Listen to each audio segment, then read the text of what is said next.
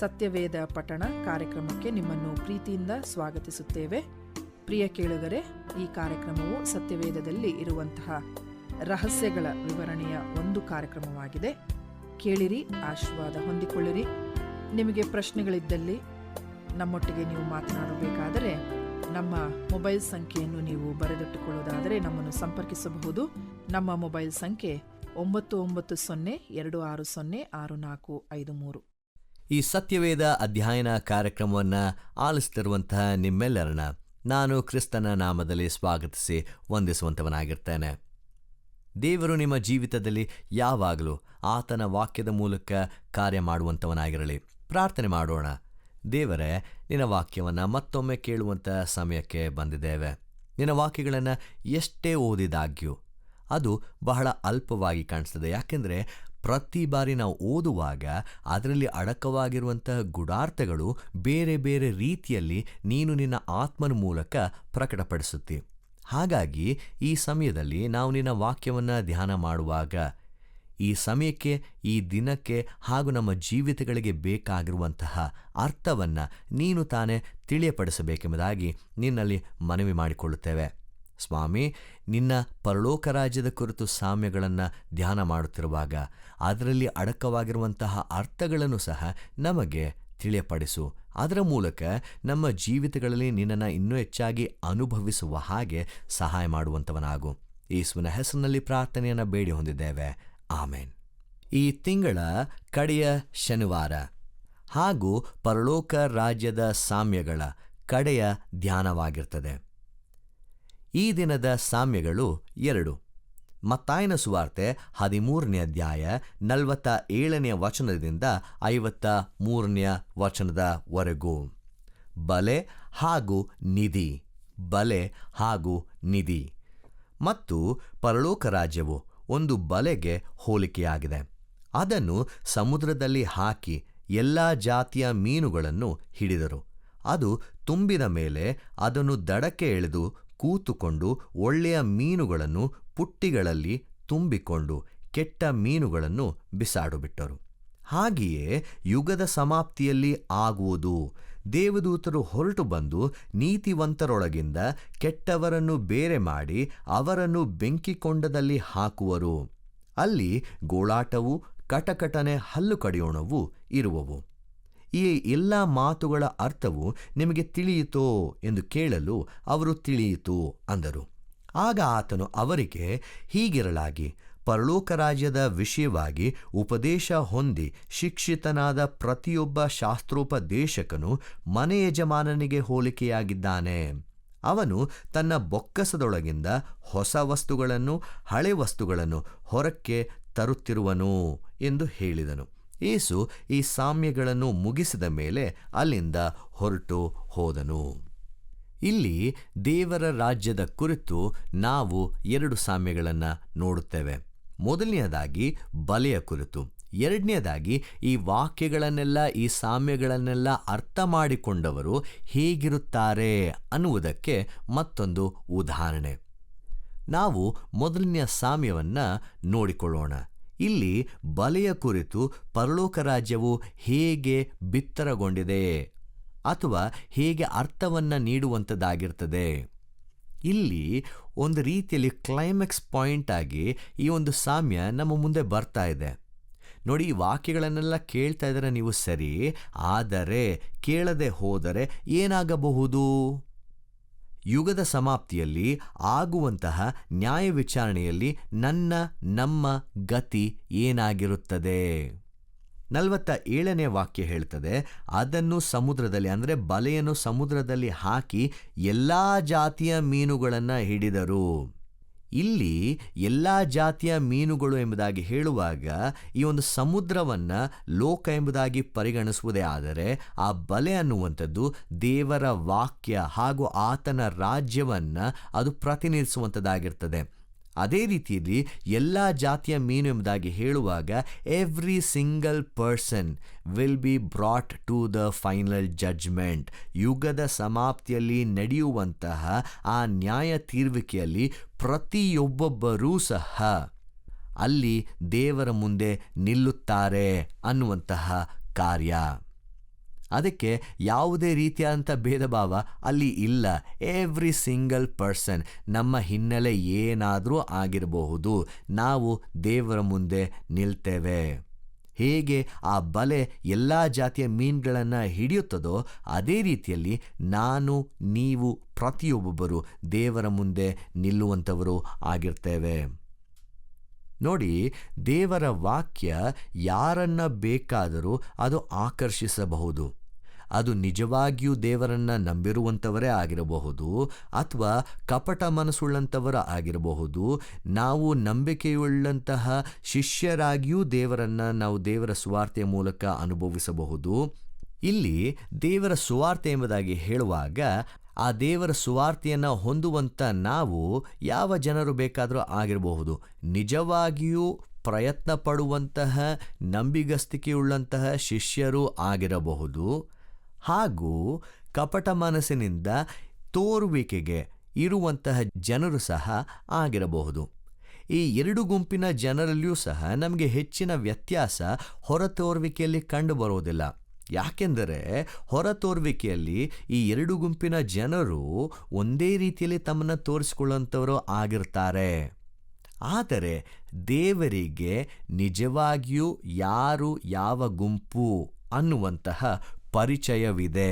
ಹಾಗಾಗಿ ಈ ಬಲೆಯಲ್ಲಿ ಎಲ್ಲ ಜಾತಿಯ ಮೀನು ಎಳೆಯಲ್ಪಟ್ಟಾಗ್ಯೂ ಸಹ ಎಲ್ಲವೂ ಸಹ ದೇವರ ರಾಜ್ಯಕ್ಕೆ ಸೇರುವುದಿಲ್ಲ ಅನ್ನುವಂತಹ ಒಂದು ದಿಟ ಸತ್ಯ ನಮಗೆ ಇಲ್ಲಿ ಅರಿವಾಗಬೇಕಾಗಿದೆ. ಯಾವಾಗ ಆ ಬಲೆ ತುಂಬುತ್ತದೋ ಆ ಒಬ್ಬ ಬೆಸ್ತನ ಅಥವಾ ಮೀನುಗಾರನು ಕೂತು ಆ ಒಂದು ಮೀನುಗಳನ್ನು ಬೇರೆ ಬೇರೆ ಮಾಡ್ತಾನೆ. ಒಳ್ಳೆ ಮೀನುಗಳು ಯಾವುದು ಅಥವಾ ಬೇಡದೇ ಇರುವಂತಹ ಮೀನುಗಳು ಯಾವುದು? ಈ ಒಳ್ಳೆಯ ಮೀನುಗಳನ್ನು ಪುಟ್ಟಿಗಳಲ್ಲಿ ತುಂಬಿಕೊಂಡು ಕೆಟ್ಟ ಮೀನುಗಳನ್ನು ಏನು ಮಾಡ್ತಾನಂತೆ, ಬಿಸಾಟು ಬಿಡ್ತಾನೆ. ಹಾಗೆಯೇ ಯುಗದ ಸಮಾಪ್ತಿಯಲ್ಲಿ ಆಗುತ್ತದೆ. So look at that final sorting. ನಮಗೆ ಆ ಕಡೆಯ ದಿನಗಳಲ್ಲಿ ನ್ಯಾಯ ತೀರ್ವಿಕೆ ಹೇಗಾಗುತ್ತದೆ ನೋಡಿ. ಈ ಪರಲೋಕ ರಾಜ್ಯದ ಕುರಿತು ಸಾಮ್ಯಗಳನ್ನು ನಾವು ಆರಂಭದಿಂದ ನೋಡಿಕೊಂಡು ಬರುವಾಗ ದೇವರು ಒಂದಲ್ಲ ಒಂದು ರೀತಿಯಲ್ಲಿ ಈ ರೀತಿಯಲ್ಲಿ ಪ್ರಯತ್ನ ಮಾಡಿ, ಈ ರೀತಿಯಲ್ಲಿ ಪರಿವರ್ತನೆ ಹೊಂದಿ, ಈ ರೀತಿಯಾದಂಥ ನೆಲ ನೀವಾಗಿರಬೇಕು, ಈ ರೀತಿಯಾದಂತಹ ಸಾಸಿವೆ ಕಾಳು ನೀವಾಗಿರಬೇಕು, ಈ ರೀತಿಯಾದಂಥ ಒಳ್ಳೆ ಗೋಧಿ ತೆನೆ ನೀವಾಗಿರಬೇಕು, ಅಥವಾ ಉಳಿಯಾಗಿರಬೇಕು, ಅದಾಗಿರಬೇಕು, ಇದಾಗಿರಬೇಕು, ಬೇರೆ ಬೇರೆ ಪ್ರಯತ್ನಗಳ ಮೂಲಕ ಜನರು ತನ್ನೆಡೆಗೆ ಬರುವ ಹಾಗೆ ಸಾಮ್ಯಗಳನ್ನು ಹೇಳುತ್ತಾನೆ. ಕಡೆಯದಾಗಿ ಮಾತ್ರವೇ ಜನರನ್ನು ಎಚ್ಚರಿಕೆಗೊಳಿಸಲು ಹೇಗೆ ಒಳ್ಳೆಯ ಮೀನುಗಳನ್ನು ಕೆಟ್ಟ ಮೀನುಗಳಿಂದ ಬೇರ್ಪಡಿಸುತ್ತಾನೋ ಆ ರೀತಿಯಂತಹ ಸಾಮ್ಯವನ್ನು ಇಲ್ಲಿ ದೇವರು ನಮ್ಮ ಮುಂದೆ ಇಡುತ್ತಿದ್ದಾನೆ. 49-50 ವಚನಗಳನ್ನು ಓದುವಾಗ ಎಲ್ಲರಿಗೂ ಒಂದು ರೀತಿಯಲ್ಲಿ ಭಯವಾಗಬಹುದು. ಹಾಗೆಯೇ ಯುಗದ ಸಮಾಪ್ತಿಯಲ್ಲಿ ಆಗುವುದು. ದೇವದೂತರು ಹೊರಟು ಬಂದು ನೀತಿವಂತರೊಳಗಿಂದ ಕೆಟ್ಟವರನ್ನು ಬೇರೆ ಮಾಡಿ ಅವರನ್ನು ಬೆಂಕಿಕೊಂಡದಲ್ಲಿ ಹಾಕುವರು. ಅಲ್ಲಿ ಗೋಳಾಟವು, ಕಟಕಟನೆ, ಹಲ್ಲು ಕಡಿಯೋಣವು ಇರುವವು. ನಮ್ಮಲ್ಲಿ ಅನೇಕ ಮಂದಿ, ಹೆಚ್ಚಿನ ಪ್ರತಿಶತ, we never consider this as a serious thing. ಗಂಭೀರವಾಗಿ ನಾವು ಎಂದಿಗೂ ಈ ನರಕದ ದೃಶ್ಯವನ್ನು ನಾವು ಪರಿಗಣಿಸೋದಿಲ್ಲ. ಹಾಗೂ ಹೆಚ್ಚಿನ ಸಂಖ್ಯೆ ಇದು ಇಲ್ಲ ಎಂಬುದಾಗಿ ನಾವು ಪರಿಗಣಿಸ್ತೇವೆ. ಆದರೆ ಏನಾದರೂ ಒಂದು ಪಕ್ಷ ಈ ಥರ ಇದ್ದರೆ ನಮ್ಮ ಜೀವಿತ ಹೇಗಿರ್ತದೆ? ಅದರಲ್ಲೂ ಸಹ ನಮಗೆ ನಿತ್ಯ ಜೀವ ಹೇಗೆ, ನಿತ್ಯ ನರಳಾಟವೂ ಸಹ ಹಾಗೆ ಇರ್ತದೆ. ಅನೇಕ ಬಾರಿ ನಾನು ಕೆಲವೊಂದು ಬೇರೆ ಹಾಡುಗಳನ್ನು ಕೇಳುವಾಗ, ಕೆಲವೊಂದು ಡೈಲಾಗ್ಗಳನ್ನು ಕೇಳುವಾಗ ನಾವು ನಕಾರಾತ್ಮಕವಾಗಿ ನಾವು ಈ ನರಳಾಟದ ಕುರಿತು, ನರಕದ ಕುರಿತು ಮಾತನಾಡ್ತೇವೆ, ಅದನ್ನು ವಹಿಸಿಕೊಂಡು ಮಾತನಾಡ್ತೇವೆ.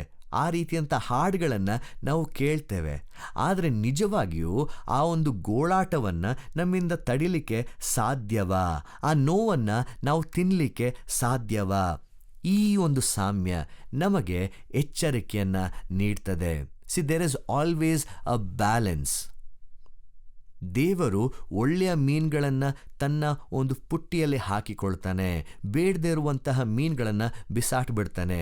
ಬಿಫೋರ್ ದ್ಯಾಟ್ ಎಲ್ಲರಿಗೂ ಸಹ ಆ ಅವಕಾಶ ನೀಡಲ್ಪಟ್ಟಿರ್ತದೆ. ದೇವರ ರಾಜ್ಯವನ್ನು ಪ್ರವೇಶಿಸಲು, ಪಶ್ಚಾತ್ತಾಪ ಪಡಲು, ದೇವರನ್ನು ಕಂಡುಕೊಳ್ಳಲು, ಆ ಸಾಸಿವೆ ಕಾಳಿನಂತೆ ಆಗಲು, ಬಹಳ ಅಮೂಲ್ಯವಾದಂತಹ ಮುತ್ತನ್ನು ಹುಡುಕುವಂತೆ ಹಾಗೂ ದೇವರ ಕೃಪೆಯನ್ನು ಹೊಂದಿದಂಥ ನಾವು ಕೃತಜ್ಞರಾಗುವಂತೆ ಅನೇಕ ಅವಕಾಶಗಳನ್ನು ದೇವರು ನಮಗೆ ಕೊಡುತ್ತಾನೆ. ಆದರೆ ನಾವು ಅದನ್ನು ದುರುಪಯೋಗಗೊಳಿಸಿಕೊಂಡಿದ್ದೇವೆ. ನೋಡಿ, ಈ ನವೆಂಬರ್ ತಿಂಗಳ ಕಡೆಯ ಶನಿವಾರದಲ್ಲಿ ಕೂತು ಈ ವಾಕ್ಯವನ್ನು ನಾವು ಧ್ಯಾನ ಮಾಡ್ತಾ ಇದ್ದೇವೆ. ಇನ್ನೊಂದು ತಿಂಗಳು ಕಳೆದರೆ ಮತ್ತೊಂದು ವರ್ಷ ಜರುಗಿ ಹೋಗ್ತದೆ, ಮತ್ತೊಮ್ಮೆ ಹೊಸ ವರ್ಷ ಬರ್ತದೆ. There is nothing new in that. ಆದರೆ ಆ ದಿನಗಳು ಗತಿಸಿ ಹೋಗುತ್ತಿರುವಾಗ ನಮಗೆ it should be an alarm. ಸಮಯ ಹೋಗ್ತಾ ಇದೆ. ನಾವು ಏನು ಮಾಡ್ತಾ ಇದ್ದೇವೆ? ನಾವು ಹೀಗೆ ದೇವರನ್ನು ಕಂಡುಕೊಳ್ತಾ ಇದ್ದೇವೆ? ಇಲ್ಲಿ ಒಳ್ಳೆಯ ಮೀನ್ ಎಂಬುದಾಗಿ ಹೇಳುವಾಗ it is not mentioning about perfect people. Wow, ಅವನು ಬೆಳಗ್ಗೆ ಎಷ್ಟು ಬೇಗ ಎದ್ದೇಳ್ತಾನೆ, 4 ಸತಿ ಪ್ರಾರ್ಥನೆ ಮಾಡ್ತಾನೆ, 5 ಸತಿ ಪ್ರಾರ್ಥನೆ ಮಾಡ್ತಾನೆ, ಎಷ್ಟೊಂದು ವಾಕ್ಯಗಳನ್ನ ಓದ್ತಾನೆ, ಅದೇ ರೀತಿಯಲ್ಲಿ ನಡೀತಾ ಇರ್ತಾನೆ. No, it is not in the greatness of that person. ಬದಲಾಗಿ ನಾವು ಪಶ್ಚಾತ್ತಾಪ ಪಟ್ಟವರಾಗಿ ಕ್ಷಮಿಸಲ್ಪಟ್ಟಿರುವಂತಹ ಜನರಾಗಿದ್ದೇವಾ? ನಾವು ಈ ಲೋಕದಲ್ಲಿ ಇರಬೇಕಾದ್ರೆ we can never be perfect. ಆದರೆ ಆತನ ಗಣನೆಗೆ ಬರುವಂಥವರು ಆಗಬೇಕಾದರೆ ಪಶ್ಚಾತ್ತಾಪ ಪಟ್ಟು ನಮ್ಮ ತಪ್ಪುಗಳನ್ನು ಒಪ್ಪಿಕೊಳ್ಳುವಂಥವರು ಆಗಿರಬೇಕು. ನೋಡಿ, ಈ ನೀತಿಯ ಕುರಿತು ಅಥವಾ ನ್ಯಾಯದ ಕುರಿತು ನಾವು ಮಾತನಾಡುವಾಗ ರೋಮಾಪುರ ಪತ್ರಿಕೆ 3ನೇ ಅಧ್ಯಾಯ 22ನೇ ವಚನ ಹೇಳುತ್ತೆ, ದೇವರಿಂದಾಗುವ ಆ ನೀತಿಯು ಯಾವುದೆಂದರೆ ಯೇಸು ಕ್ರಿಸ್ತನನ್ನು ನಂಬುವುದರಿಂದಲೇ ನಂಬುವವರೆಲ್ಲರಿಗೆ ದೊರಕುವಂಥದ್ದಾಗಿರ್ತದೆ. ಹೆಚ್ಚು ಕಡಿಮೆ ಏನೂ ಇಲ್ಲ. ಎಲ್ಲರೂ ಪಾಪ ಮಾಡಿ ದೇವರ ಮಹಿಮೆಯನ್ನು ಹೊಂದದೆ ಹೋಗಿದ್ದಾರೆ. ಸೊ ಆ ನೀತಿ ಎಂಬುದಾಗಿ ಹೇಳುವಾಗ it is only through Jesus Christ. ಯೇಸು ಕ್ರಿಸ್ತನ ಮೂಲಕವಾಗಿ ದೊರಕುವಂತಹ ನೀತಿ ಅದಾಗಿರುತ್ತದೆ. ಈ ಒಂದು ಸಾಮ್ಯ ನಮಗೆ ಎಚ್ಚರಿಕೆಯನ್ನು ನೀಡಿದಾಗ್ಯೂ ಇನ್ನೊಂದೆಡೆ ನಮಗೆ ಆಹ್ವಾನವನ್ನು ನೀಡ್ತಾ ಇದೆ. ಆ ಒಂದು ಬಲೆ ಇನ್ನೂ ನೀರಲ್ಲೇ ಇದೆ. ಇವತ್ತಿಗೂ ಈ ಕ್ಷಣಕ್ಕೂ ಈ ವಾಕ್ಯವನ್ನು ನೀವು ಕೇಳುತ್ತಿರಬೇಕಾದಾಗ್ಯೂ ಸಹ ಆ ಬಲೆ ಇನ್ನೂ ನೀರಲ್ಲೇ ಇದೆ. ಆ ನೀರಿನಲ್ಲಿ ಬಲೆ ಇರುವ ತನಕ ಮಾತ್ರವೇ ನಮಗೆ ಸಮಯ ಟು ರೆಸ್ಪಾಂಡ್, ಕೇಳಿರುವಂತಹ ವಾಕ್ಯಗಳಿಗೆ ಪ್ರತಿಕ್ರಿಯೆಯನ್ನು ನೀಡಲು. ಆ ಸುಗ್ಗಿ ಕಾಲ ಬರುವುದಕ್ಕಿಂತ ಮುಂಚೆ ದೇವರ ವಾಕ್ಯಗಳಿಗೆ ನಾವು ಪ್ರತಿಕ್ರಿಯೆಯನ್ನು ನೀಡಲು. ಯಾವಾಗ ಆ ನೀರಿನಿಂದ ಬಲೆ ಎತ್ತಲ್ಪಡುತ್ತದೆ, ಆ ಸಮಯ ಮುಗಿದು ಹೋಗ್ತದೆ. ಹಾಗಾಗಿ ನಾವು ಈ ದೇವರ ವಾಕ್ಯವನ್ನು ಕೇಳಿದ ಮೇಲೂ ಸಹ ಯಾವ ರೀತಿಯಂಥ ಜೀವಿತವನ್ನು ಹೊಂದಿದಂಥವರು ನಾವಾಗಿರುತ್ತೇವೆ. ಈ 51ರಿಂದ 53ನೇ ವಚನದಲ್ಲಿ ಒಂದು ಸಾಮ್ಯ ಕಂಡು ಬರ್ತದೆ. ಈ ಎಲ್ಲ ವಾಕ್ಯವನ್ನು ನೀವು ಅರ್ಥ ಮಾಡಿಕೊಂಡಿದ್ದೀರಾ, ನಿಮಗೆ ತಿಳಿಯುತ್ತೋ ಎಂಬುದಾಗಿ ಕೇಳಿದಾಗ ಯೇಸು ಸ್ವಾಮಿ ಮತ್ತೊಂದು ಸಾಮ್ಯವನ್ನು ಹೇಳ್ತಾನೆ. ಇಲ್ಲಿ ಆ ಒಂದು ನಿಧಿಯ ಕುರಿತು ಹೇಳುವಾಗ ಅದು ಹಳೆ ವಸ್ತುಗಳಾಗಿರಬಹುದು, ಹೊಸ ವಸ್ತುಗಳಾಗಿರಬಹುದು, ಒಂದು ರೀತಿಯಾದಂಥ ಜವಾಬ್ದಾರಿಯನ್ನು ತೋರಿಸುವಂಥದ್ದಾಗಿರ್ತದೆ. ಇಲ್ಲಿ ಯೇಸು ಸ್ವಾಮಿ ತನ್ನ ಶಿಷ್ಯರನ್ನು ಪ್ರಶ್ನಿಸುತ್ತಿದ್ದಾನೆ. Did you really understand? ನಿಮಗಿದೆಲ್ಲ ಅರ್ಥ ಆಯ್ತಾ? ಅವ್ರಿಗೆ ಅರ್ಥ ಆಯ್ತೋ ಇಲ್ವೋ? ಎಸ್ ಎಂಬುದಾಗಿ ಉತ್ತರ ಕೊಡ್ತಾರೆ. ನೋಡಿ, ಅಲ್ಲಿ ನಾವು ಈ ಅಧ್ಯಾಯವನ್ನೆಲ್ಲ ನಾವು ನೋಡುವಾಗ ಯೇಸು ಸ್ವಾಮಿ ಬಿತ್ತುವವನ ಸಾಮ್ಯವನ್ನು ಹೇಳುವಾಗ ಶಿಷ್ಯರಿಗೆ ಅರ್ಥವಾಗಲಿಲ್ಲ. ಯೇಸು ಸ್ವಾಮಿ ಅದರ ಅರ್ಥ ಹೇಳ್ತಾನೆ. ಆ ಗೋಧಿಯ ತೆನೆ ಹಾಗೂ ಅಣಜೆಯ ಕುರಿತು ಹೇಳುವಾಗ ಶಿಷ್ಯರಿಗೆ ಅರ್ಥವಾಗಿಲ್ಲ. ಆದರೆ ಯೇಸು ಸ್ವಾಮಿ ಅದರ ಅರ್ಥವನ್ನು ಹೇಳ್ತಾನೆ. ಅದನ್ನು ಹೊರತುಪಡಿಸಿ ಬೇರೆ ಸಾಮ್ಯಗಳನ್ನು ಹೇಳಿದ ಮೇಲೂ ಜನರಿಗೆ, ಅಂದರೆ ಶಿಷ್ಯರಿಗೆ ಅರ್ಥವಾಯಿತೋ ಇಲ್ಲವೋ ಗೊತ್ತಿಲ್ಲ. ಆದರೆ ಅಲ್ಲಿ ಶಿಷ್ಯರು ಎಸ್ ಎಂಬುದಾಗಿ ಹೇಳ್ತಾ ಇದ್ದಾರೆ. ಅವರ ಅರ್ಥೈಸುವಿಕೆ ಅದು ಬಹಳ ಶಾಲೋ ಆಗಿದೆಯಾ ಅಥವಾ ಅದು ಬಹಳ ಗಾಢವಾಗಿದೆಯಾ, ಅಗಾಧವಾಗಿದೆಯಾ ಅನ್ನುವಂಥ ಪ್ರಶ್ನೆಯನ್ನು ನಾವು ಈ ದಿನ ಹಾಕಿಕೊಳ್ಳಬೇಕಾಗಿದೆ. ಆ ಒಂದು ನಿಟ್ಟಿನಲ್ಲೇ ಈ ಸಾಮ್ಯ ಬರುವಂಥದ್ದಾಗಿರ್ತದೆ. ನೋಡಿ, ಅನೇಕರು ಅರ್ಥ ಮಾಡಿಕೊಂಡ ರೀತಿ ಯೇಸುಸ್ವಾಮಿ ಇರುವಂತಹ ಎಲ್ಲ ದುಷ್ಟತ್ವವನ್ನು ತೆಗೆದುಹಾಕಿ ಸಂಪೂರ್ಣವಾಗಿ ನೂತನತೆಯನ್ನು ತರುತ್ತಾನೆ ಅಂತ.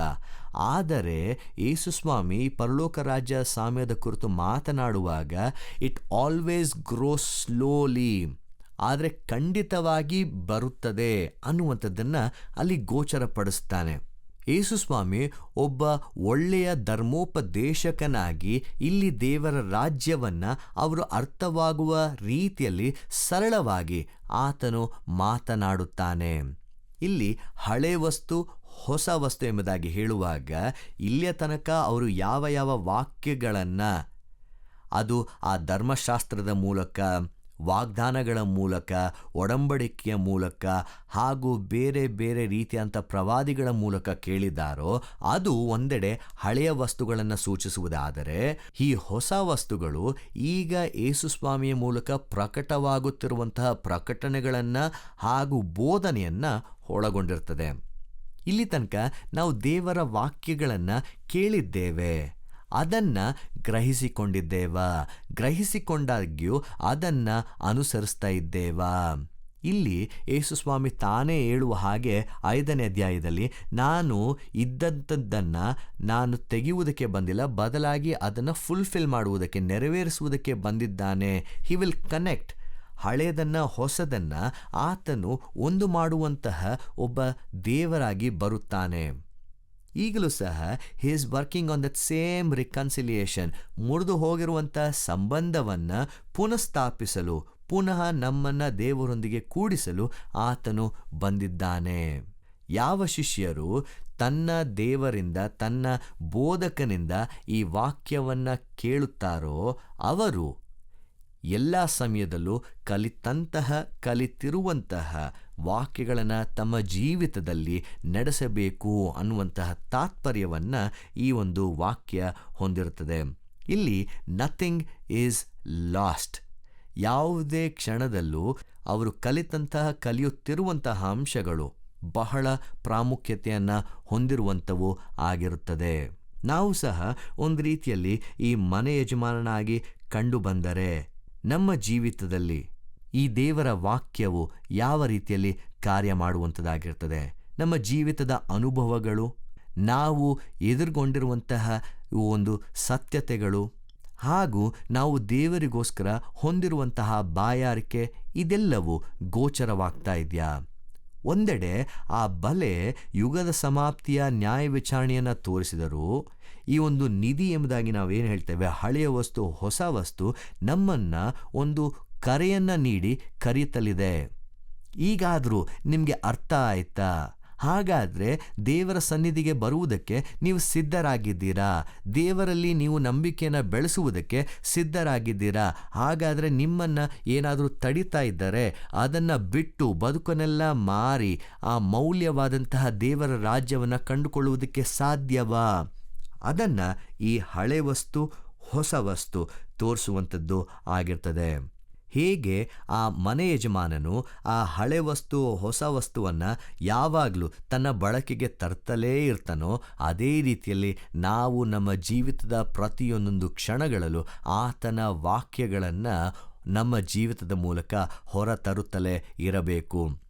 ಅದರ ಮೂಲಕ ಮಾತ್ರವೇ we will not become perfect people, but we will become forgiven people.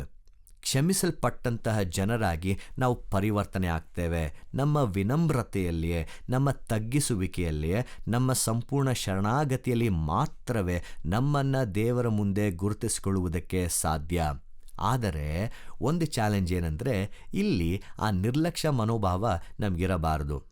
ನಾನು ಹೇಗಿದ್ರೂ ಪರವಾಗಿಲ್ಲ, ಲಾಸ್ಟ್ ಒಂದು ಮೂಮೆಂಟಲ್ಲಿ ಸ್ವಾಮಿ ನೀನೇ ನನ್ನ ದೇವರು ಅಂತ ಹೇಳಿಬಿಟ್ರೆ ದೇವರು ನನ್ನನ್ನು ಒಪ್ಕೊಂಡ್ಬಿಡ್ತಾನೆ. ನೋಡಿ, ಅದು ದೇವರ ವಾಕ್ಯವನ್ನು ತಿಳಿಯದೇ ಇರುವಂತಹ ಜನರಿಗೆ. ನನಗೆ ನಿಮಗೆ ಈ ದೇವರ ವಾಕ್ಯ ಅನೇಕ ವರ್ಷಗಳಿಂದ, ಶತಮಾನಗಳಿಂದ ಕೊಡಲ್ಪಟ್ಟಿದೆ.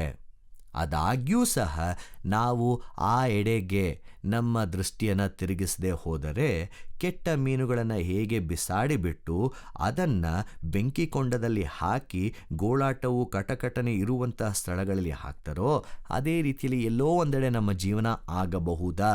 ಒಂದೆಡೆ ಇದು ಎಚ್ಚರಿಕೆ ಆದರೂ ಇನ್ನೊಂದೆಡೆ ನಮ್ಮ ಜೀವಿತಗಳನ್ನು ತಿದ್ದುಕೊಳ್ಳುವುದಕ್ಕೆ ಕರೆಯಾಗಿದೆ. ದೇವರು ಈ ವಾಕ್ಯಗಳನ್ನು ಆಶೀರ್ವದಿಸಲಿ. ದೇವರೇ, ನಿನ್ನ ವಾಕ್ಯವನ್ನು ಕೇಳಿದ್ದೇವೆ. ಅನೇಕ ಸಾಮ್ಯಗಳು ನಮಗೆ ಅನೇಕ ಅವಕಾಶಗಳನ್ನು ತಂದುಕೊಟ್ಟಿದೆ. ಅದೇ ರೀತಿಯಲ್ಲಿ ನಾವು ಈ ದಿನ ಕೇಳಿದಂಥ ಸಾಮ್ಯ ಒಂದೆಡೆ ಎಚ್ಚರಿಕೆಯನ್ನು ನೀಡಿದಾಗ್ಯೂ ಮತ್ತೊಂದೆಡೆ ನಿನ್ನನ್ನು ಕಂಡುಕೊಳ್ಳಲು, ನಿನ್ನನ್ನು ಹಿಂಬಾಲಿಸಲು ಕರೆಯನ್ನು ನೀಡುತ್ತಲಿದೆ. ನಿನ್ನನ್ನು ಇನ್ನೂ ಹೆಚ್ಚಾಗಿ ಹೇಗೆ ಅನುಭವಿಸಬಹುದು? ನಿನ್ನ ವಾಕ್ಯಗಳ ಮೂಲಕ ನಮ್ಮೊಟ್ಟಿಗೆ ಮಾತನಾಡಿದ್ದಿ. ಅದು ವ್ಯರ್ಥವಾಗಿ ಹೋಗಬಾರದು. ನಿನ್ನನ್ನು ಕಂಡುಕೊಂಡು ನಿನ್ನನ್ನು ಅನುಭವಿಸುವ ಹಾಗೆ ನಮ್ಮ ಜೀವಿತಗಳು ಮುಂದೆ ಸಾಗಲಿ. ಆಮೆನ್.